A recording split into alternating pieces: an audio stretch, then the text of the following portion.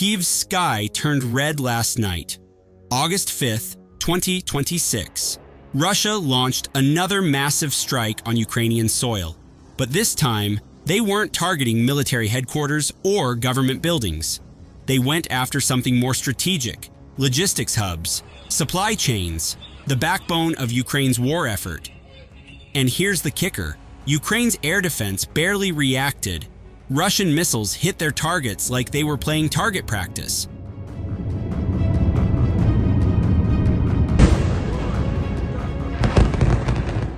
So, what actually happened that night? And why are military analysts calling this a game changer? Let's break it down.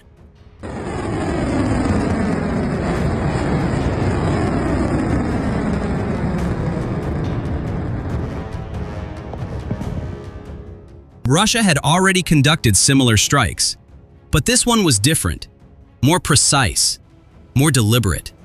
The targets weren't random. They were carefully chosen logistics centers in and around Kyiv, plus Brovary and Odessa. Why logistics? Because modern warfare isn't just won on the front lines, it's won in the supply chain. You cut the supply chain, you cut the fight. That night, Russia deployed two of their deadliest weapons: the Iskander-M ballistic missile and the Zircon hypersonic cruise missile. Two systems that, according to Russian sources, are practically impossible to intercept. The attack kicked off around 2 a.m. local time. First wave, 20 Iskander-M ballistic missiles. These hit multiple logistics facilities across Kyiv and Brovary. Among the targets, the MLP Chaika Logistics Center, used for storing drone components. The Nova Pochta distribution hub, holding dual-use goods including drone parts and electronic warfare equipment. The Epicenter Warehouse Complex, a large automated facility handling military-grade supplies. The Brovary Terminal, storing foreign-made drone components. The Robin Ukraina Transport Hub, another major drone parts distribution point. Each Iskander carries a warhead up to 700 kilograms. One missile is enough to flatten a large warehouse. 20 of them hit 7 different locations simultaneously. Then came the second wave.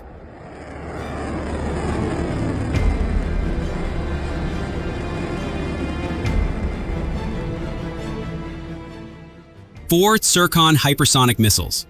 These things fly at Mach 9. That's 9 times the speed of sound.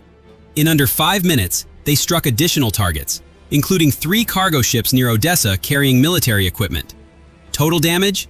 8 logistics facilities destroyed, 3 ships hit. All targets confirmed struck.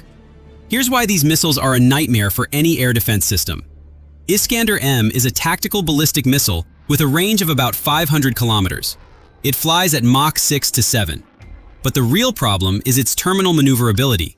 Unlike older ballistic missiles that follow a predictable arc, Iskander changes course in its final phase.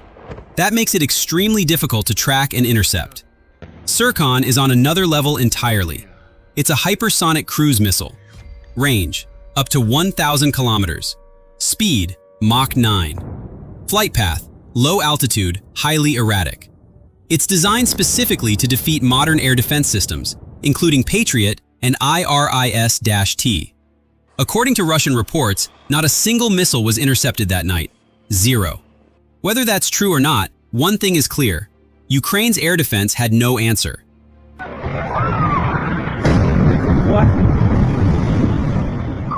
So far, Ukrainian officials have confirmed strikes in several areas, but detailed damage assessments haven't been released. Casualty numbers? Still unclear.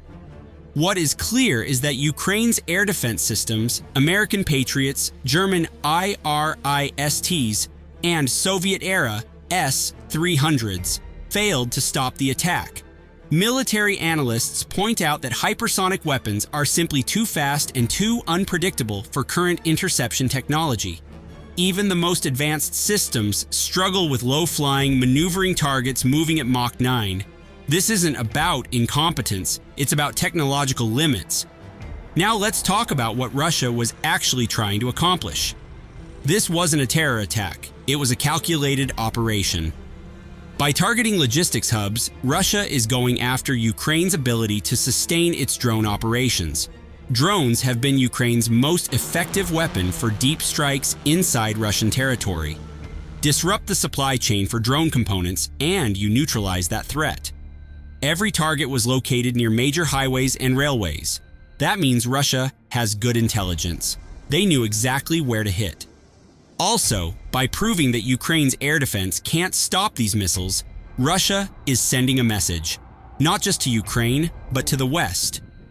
A message that says, we can strike anywhere, anytime, and you can't do a thing about it. This is psychological warfare as much as physical destruction.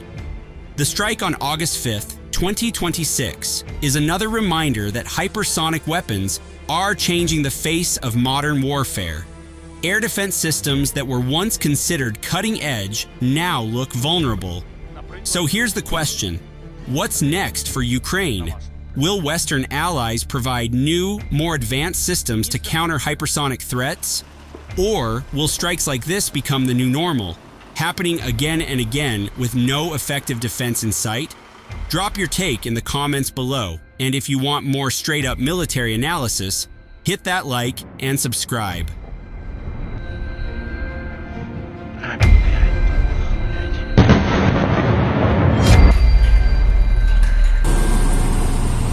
Хорошо снимают?